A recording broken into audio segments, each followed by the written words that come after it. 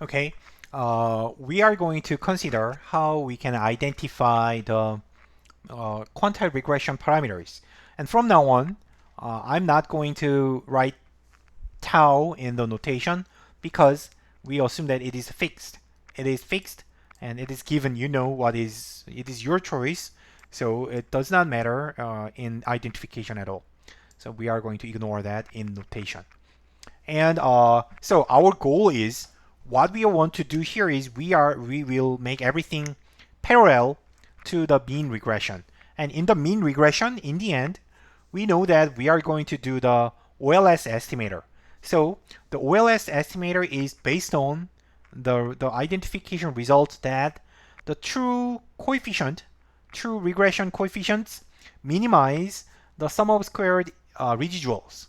The expected squared residuals is minimized by the true parameter, namely like this. So let's start from this. So first, think about this. Y is a random variable, and theta. So you would like to predict y using theta. So you predict y by theta, one number, and uh, what you want to minimize is its square. So y minus theta is the prediction error if you are predicting y. So the prediction error can be positive or can be negative. So to avoid the negative sign, we take square and then take expectation. We are minimizing this expected square error. Then the solution is it is easy if you differentiate and find the first order condition, you will see that theta equals the mean. So we are interpreting it this way. Suppose say you are playing a game. I am randomly generating random numbers. I'm generating random numbers, and you have to guess what I'm doing. You have to guess what I'm doing, and you lose if you are wrong, and you lose as much as your error squared. Your squared error is how much you lose from the game. So we say the loss function. So the epsilon is the error, y is the realization, and theta is your prediction, and the difference is the error. And you incur the loss as much as epsilon squared. So loss function is a function of your error, and it is defined as squared function, quadratic function. So you may consider many different forms of the loss function. It doesn't need to be a quadratic form, but it has to satisfy a few key properties of a loss. First, your loss has to be zero when error is zero. So it has to be minimized when your error is zero, so that you are trying to make the zero as close to zero, make the error as close to zero as possible. That is the main idea of the loss function. And second, it should be convex. It should be convex, like say convex, and it is minimized at zero. This is two underlying assumptions of the loss function. And then quadratic function is easily satisfying both of them. So it is 0 at 0, and it is convex, as you know. And another common function, alternative function, is the absolute value function. So quadratic function is smooth, like this, U-shaped, but the absolute value function is it's more angular, so it's a V-shaped. So, and if you use a different loss function like this, then what is interesting here is if you minimize the expected loss, then your solution should be median. So your prediction should be different depending on what you are minimizing. So far, the OLS estimator is coming from this idea. We are minimizing squared residuals because we are using the mean regression. we are using the mean. But if you're using the median in the place of mean, you have to minimize not the squared error, but the absolute value of the error. So this estimator there, so symmetric, it has another name. This estimator is called the least absolute deviation estimator, LAD estimator, which is the counterpart of the least squares estimator. So if you use square, mean, absolute value, median, simple, and then like this applies to median, but we may generalize the loss function to non-central quantiles, other quantiles other than 0.5. We define a function like this. This is similar to absolute value, but it is asymmetric. So, so absolute value, like this function looks like this. So it is symmetric. It is symmetric, so the result, if you minimize this, you will get the median. But now, so if you want a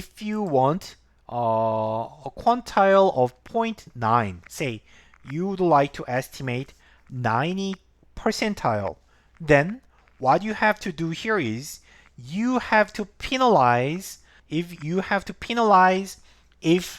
your predictor is greater than the outcome.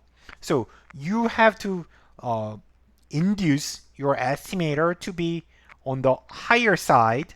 So you can do that by penalizing when you have overestimation. So that means, like suppose that if your estimator is 10, but the realization is 5, then you are overestimating. In this case, I was confused. So say you are estimating 10, but realization is 5. In this case, you are not punished much. But if your estimator is 10, but realization is 20, then you need to be punished so that you are increasing. You need to increase the estimator. So anyhow, it's very confusing. What we are going to do here is we are going to make it asymmetric. So the absolute value function will tilt to a certain direction. So I don't know which direction is what. Say if you tilt the function into one direction, then depending on the angle, the tau will become 0.9 or 0.1. If it tilts a lot, 0.9, 0.9, 0.8, 0.7, 0.6, 0.5, and 0.1. So that is written in this way, denoted in this way. So on the negative side, the slope is 1 minus tau. But on the positive side, slope is tau. So if tau is 0.9, positive side slope is 0.9, but negative side slope is 0.1 or minus 0.1, of course. So it's exactly like this, and it satisfies the requirements for a loss function. It is 0 at 0, and it is convex. It minimizes at 0. So it is well-defined loss function. And if you use this check function, then the solution will be tau's quantile. Tau's quantile will be your predictor that minimizes this check function. By the way, the name of this is a check function because it looks like a check mark. Check mark is a asymmetric tilted function. So that's why the name of this function is check function. True. And extending that idea, you may estimate the quantile regression this way. we minimize expected value of the loss function, but inside the loss function we include the residual from the regression. But now it is a quantile regression because we are using a loss function in this form. So if you plug this in to here, then your result will be the quantile regression coefficient, right? Then you are this is exactly the counterpart of the OLS result. The mean regression minimizes the sum of squared residuals. Now instead of squared, we are considering the check function.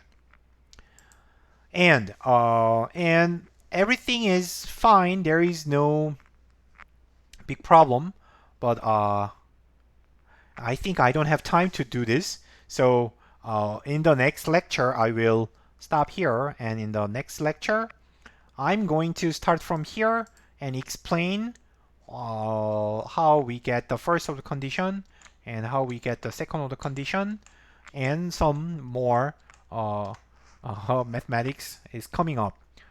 So look forward to that. See you later, and thank you for watching. Bye bye.